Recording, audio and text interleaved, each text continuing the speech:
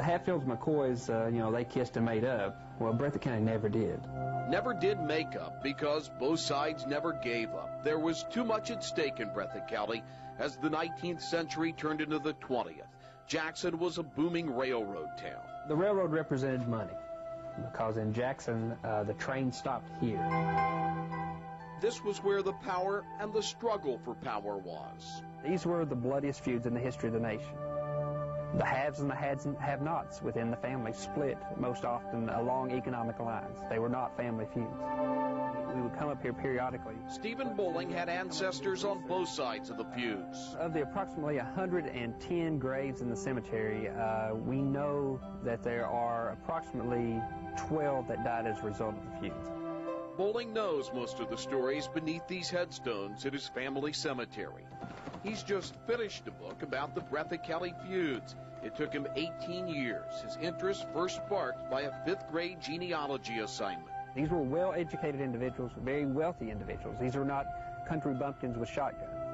From the end of the Civil War to just before the First World War, as many as 500 people were killed. In one 11-month period, 40 men were killed on the courthouse square. J.B. Markham took 2 slugs in the base of his skull as he stood in the courthouse door. Markham knew that he was a marked man, and for months he had been carrying his daughter around with him. The man who ordered Markham's death, James Hargis, was a key figure in the feuds.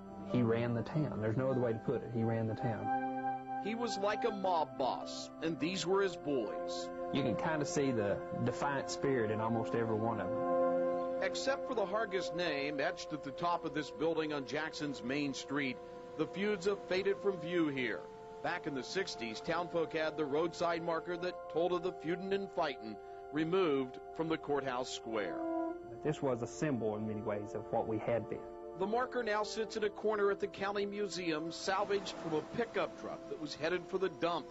For Stephen Bowling, bloody Breathitt is a piece of history to be embraced, not hidden. We do not live in their shoes. We do not follow in their shoes. We do not know the pressures that they were under. So there's no reason to be ashamed. There's no reason to be embarrassed. With photographer Charles Watson, this is Greg Stottlemyre along Kentucky's back roads.